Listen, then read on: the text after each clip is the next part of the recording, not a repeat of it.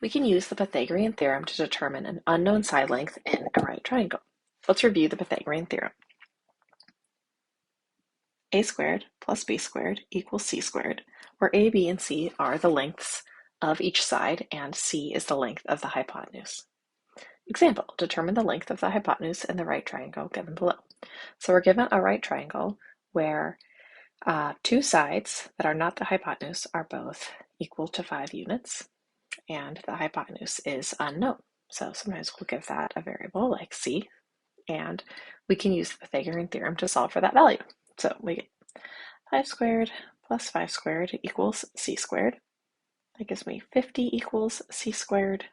Taking the square root of both sides gives me the square root of 50 equals c.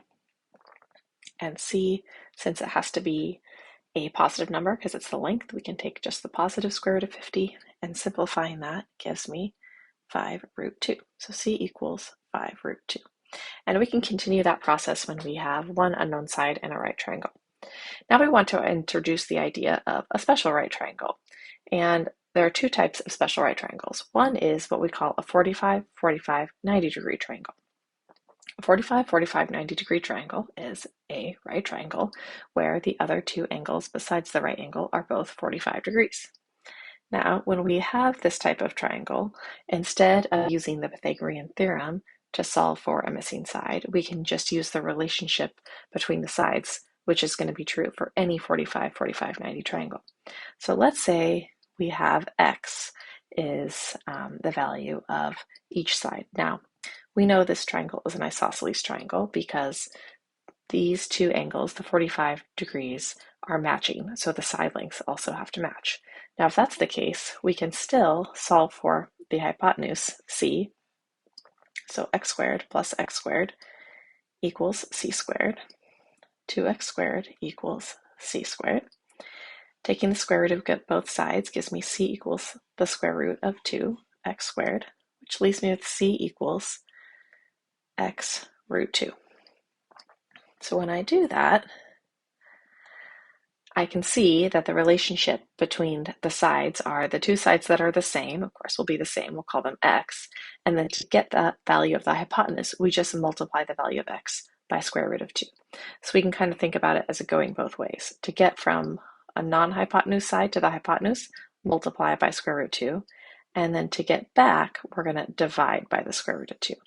So this allows us to solve for these missing side lengths in this special right triangle without using the Pythagorean theorem, although we do use the Pythagorean theorem here to establish that relationship. Let's look at an example. Find the exact value of each unknown side in the triangle below. Simplify values completely and include units. Rationalize any denominators if necessary.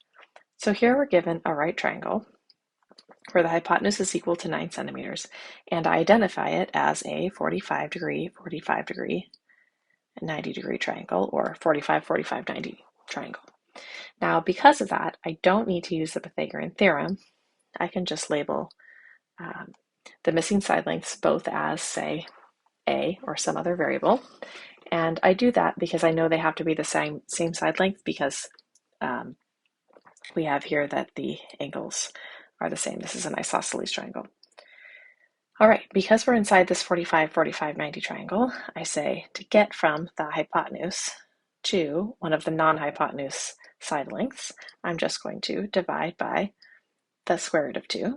So I say a is equal to 9 over root 2, and then I want to rationalize that denominator. I get 9 root 2 over 2. So the missing side lengths are both equal to, so a is equal to 9 root 2 over 2 centimeters.